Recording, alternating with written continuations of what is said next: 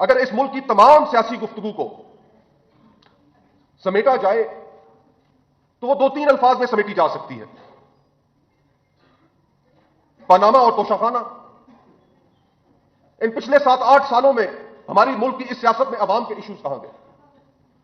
عوام کی زندگیوں کے اوپر گفتگو کہاں گئی؟ بلوچستان کے جو آج ہم نے بیٹھ کر یہاں پر مسائل سنے، اس سے پہلے بھی ہم سنتے رہتے ہیں، لیکن اب حالات اس نہج پر پہنچ رہے ہیں کہ ہم نے اگر ان مسائل کا سنجیدگی سے حل نہ نکالا تو خدا نخواستہ پاکستان کو نقصان ہو سکتا ہے۔ لیکن آج بھی اس ملک میں جو پولیٹیکل بریک ڈاؤن ہے، جو سیاست کا بریک ڈاؤن ہے، ایک طرف ہم معاشی تباہی اور معاشی دیوالیہ پن کے تو قریب کھڑے ہی ہیں، لیکن جو پولیٹیکل بریک ڈاؤن ہے وہ بھی اس حد تک ہو گیا کہ کوئی عوام کے ایشوز کے اوپر بات کرنے کے لیے تیار نہیں ہے۔ آج عوام میں اور سیاسی جماعتوں میں ایک ڈسکنیکٹ پیدا ہوتا جا رہا ہے۔ یہاں پر جتنی گفتگو ہوئی، یہ گفتگو اگر کوئی حقیقی معنوں میں پاکستان کے لیے درد رکھتا ہے تو اس کی آنکھیں کھولنے کے لیے کافی ہے۔ ہر مقرر نے اس جانب توجہ دلائی اور بڑے دکھی دل کے ساتھ انہوں نے کہا کہ یہ ہم اور ہماری جنریشن ہی رہ گئی ہے جو یہ گفتگو کر رہی ہے، یہاں کا نوجوان یہ گفتگو نہیں کر رہا۔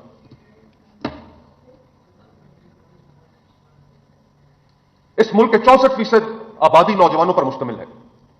آج سے چند دن پہلے ایک سروے آیا، پائی ڈے کا آرگنائزیشن ہے، اس نے وہ سروے کیا۔ اس سروے میں یہ چیز سامنے آئی کہ اس ملک کا 70% نوجوان جو ہے وہ یہ ملک چھوڑ کر جانا چاہتا ہے۔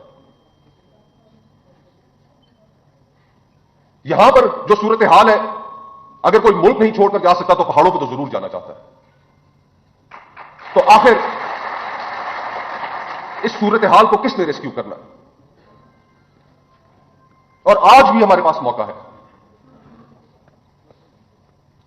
ہر مقرر نے، کوئی ایسا مقرر یہاں پر نہیں تھا جس نے یہ نہیں کہا کہ سیاست کو موقع دیں۔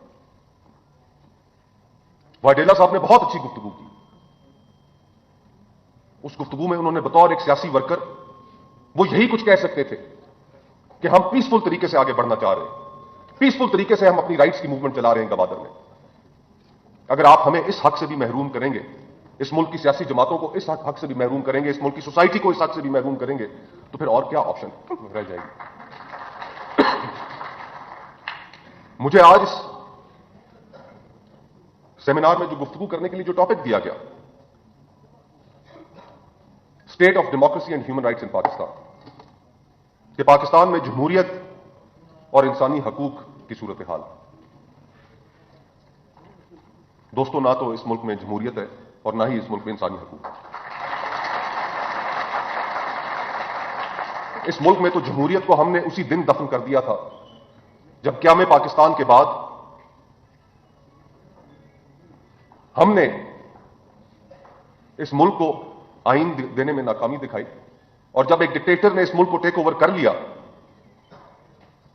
تو اس کے بعد اس ملک کے بنانے والے کی بہن کو بھی ہم نے غدار کہا۔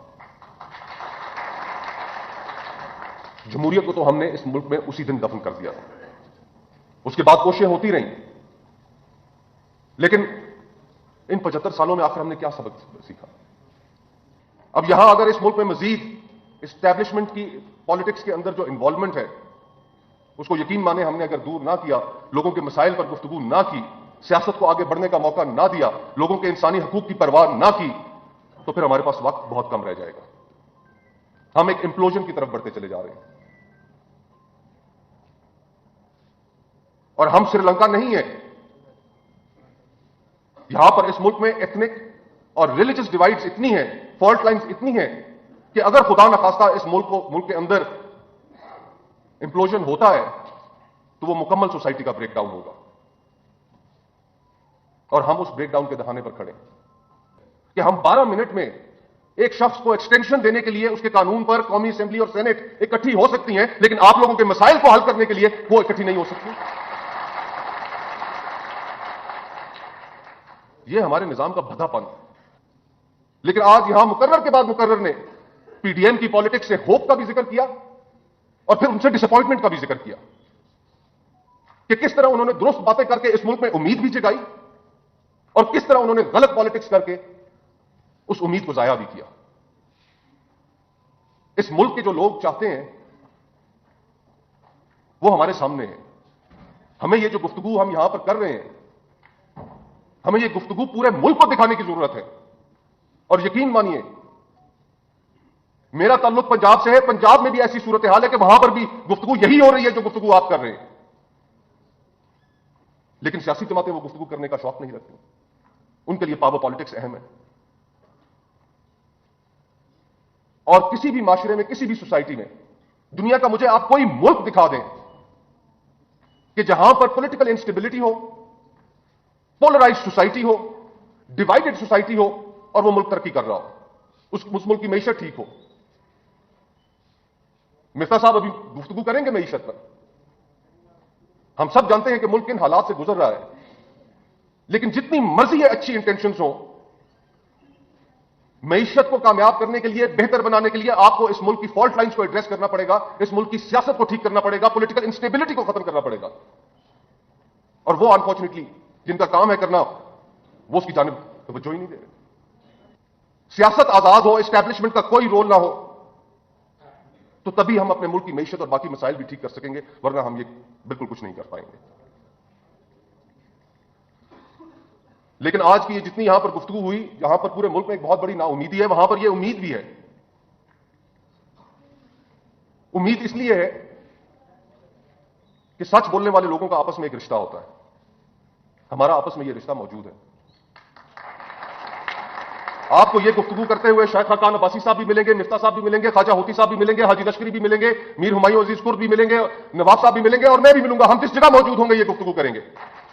हमने अब इस गुफ्तगू को मेन स्ट्रीम का हिस्सा बनाना है कि लोगों के इश्यूज पर आए, इस मुल्क की सियासत को आजाद करें, इस मुल्क में लोगों को इंसाफ दें, उनकी जिंदगियों में बेहतरी लेकर आए, तभी यह मुल्क एक कामयाब मुल्क तस्वर होगा। वरना यह मुल्क एक कामयाब मुल्क तो दूर की बात, एक ऐसा मुल्क तस्वर किया जाएगा जो आज हमारी इस मुल्क में है, दुनिया में, अक़वाम आलम में जो हमारी हैसियत ऑलरेडी हो चुकी है।